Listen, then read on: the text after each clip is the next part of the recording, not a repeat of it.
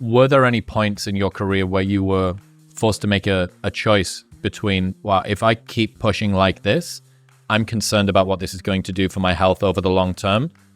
Talk me through that, that mindset when you are faced with those choices. I love this conversation because I took less than everybody, and I can point it out. I have blood work from the very beginning.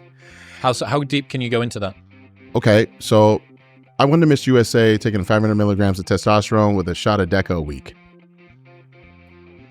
I didn't have any money, but I whipped everybody's ass and quoted as one of the greatest Mr. USAs of all time. Didn't take growth hormone until my second Arnold Classic. How deep are we in there? I turned pro in 2005. We're talking about 2008. I had already won 2 pro shows, and now I decided to take growth hormone for the first time. And you're still running 500 milligrams of test? No, I was probably doing like 750. Yep. Very minimal stuff. Because here's my thought process with this. You watch Fast and the Furious? Mm-hmm. You know this good old saying, too soon, Junior?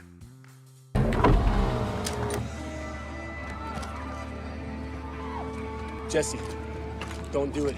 I bet you he's got more than 100 grand under the hood of that car. Uh-huh.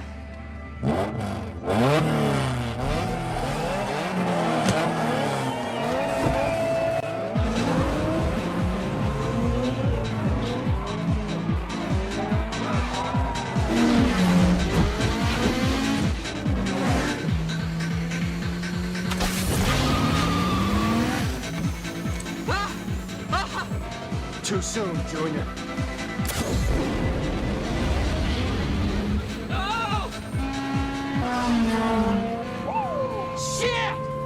That plays in bodybuilding.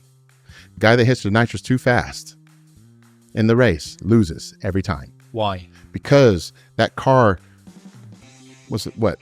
Little Honda Civic with a little turbo kit and some bullshit.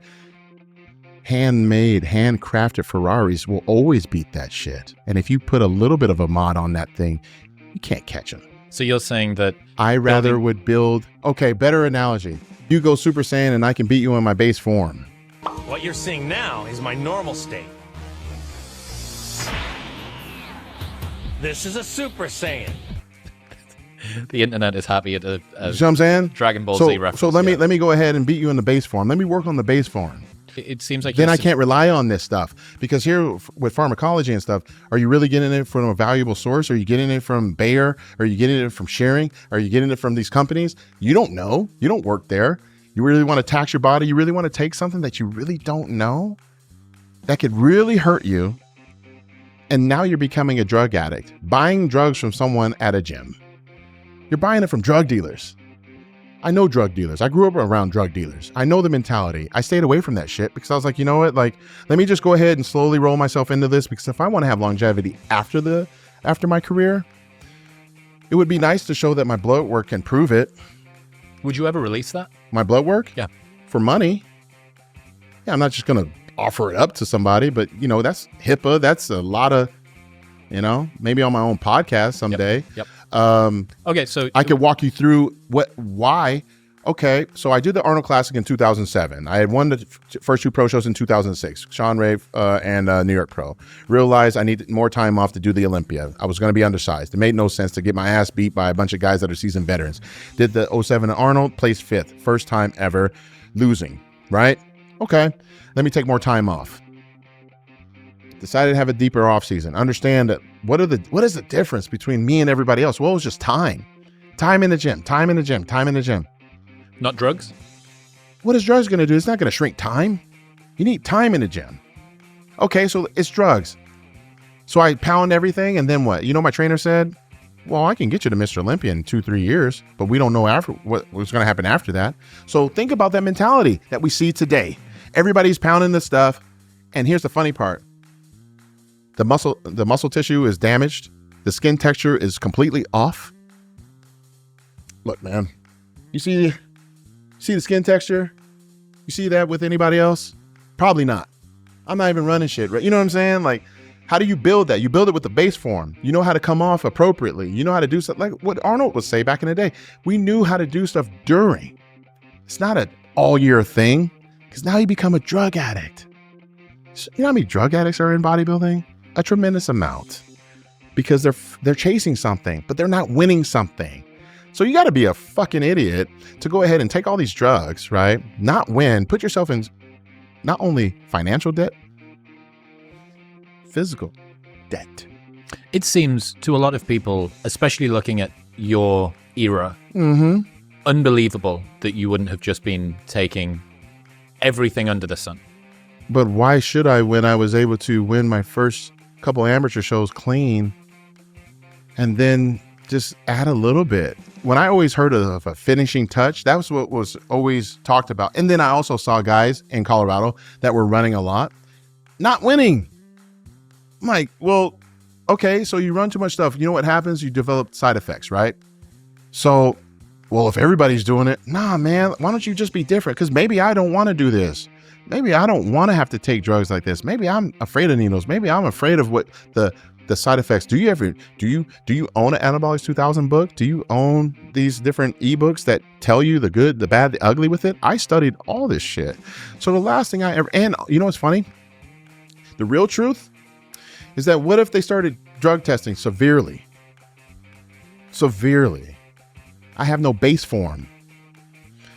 I have no base form physically and also emotionally. Take all the drugs away. It's like taking the Instagram away from an influencer. They lose their shit. What was the maximum that you ever got to in terms as of far as tests? Yeah. 1,300.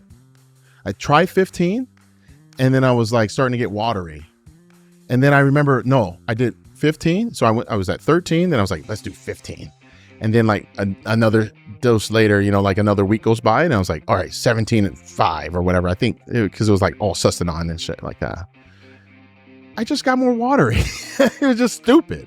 So then the same thing with growth hormone. Like, okay, so medical journals will state that if you take too much of this stuff, right? Like now you're actually going to inhibit what? More insulin, you know, problems, you know, because I never run insulin, never ran it in my entire life. Never. Wow. Never. Give me some money, I'll put on a freaking show, like hand on Bibles, like lie detector test, but you're going to pay me that $1 million because I'm going to take all your damn money. I'm going to take it all. So anybody out there want to challenge, just put the money up and I'll do it on national television. I don't give a damn, but you're going to pay me though, because you're not going to put me through this bullshit and me not get something out of it. So there's that part. Messing around with tren and stuff like that, but even that, I realized how harsh that is. That's just stupid. It literally says like liver, kidney damage and all this. I was like, that's not happening. What's funny for me is that I tried it enough to realize that I have high prolactin levels when I take it. So you got high prolactin, now you take Dostanex. Why am I doing this? I'm adding all these things in. Why don't I just focus on the training and the modalities that I'm talking about? Like I'm the one that did the infrared saunas. I'm the one that bought the Fataris 320. I'm the one that did neuromuscular massage. I'm the one that's doing, you know, DRX 9000, you know, with the decompression of the spine and stuff like that while taking acupuncture, while doing stem, while doing oxygen all at the same time, living in Denver, Colorado. I'm that dude. You can't name another fucking athlete that do. All you see is cold plunges and dry needling and scraping, which is stupid as hell because you see how they scraping and they're scraping people doing the Graston where their blood blisters and stuff. That's not going to yield any growth. That's just being dumb. So look, you know, my drug use was very minimal because I understood that there was life afterwards. I had some favorite, you know, PEDs and stuff like that, like, you know, like Winnie, stuff like that and growth. But I mean, I just made sure that I took enough to get the job done because again, if they were ever going to start testing for shit, I needed to be ready to just be like, I don't need this. I have a foundation. I got a foundation. And you look at me now, people say, oh man, you look younger, you look this. Guess what? Because I treated my body right. And I also didn't have social media. Here's the thing. When you don't have magazines, you got social media. A professional bodybuilder right now is actually having to decide if they're an influencer or a bodybuilder. Influencer can get on some cycles and stuff, almost look like a pro, which they try to do. They take all the best angles and the lighting and all this other shit. Some Photoshop their shit. They sell courses, they sell products and stuff. And they do it for a short period of time, right? But they can create like 1,000 episodes within 6 months. And then they can kind of just not do events because you don't see a lot of events with them and they can just dress normally because they're not a pro or whatever, right? Pro bodybuilders now feel like they have to compete with them. And they share the same sponsors. So unfortunately, the owners of these companies just focus on certain levels of engagement. Now, for a bigger person that weighs over 240 to 270 to 200. Now, how many 300-pound bodybuilders do we have compared to Ronnie's era? A ton more, and they don't outmass Ronnie with quality muscle. Why? Because they're taking drugs more than they're actually doing the work. They're not allowing the body to catch up.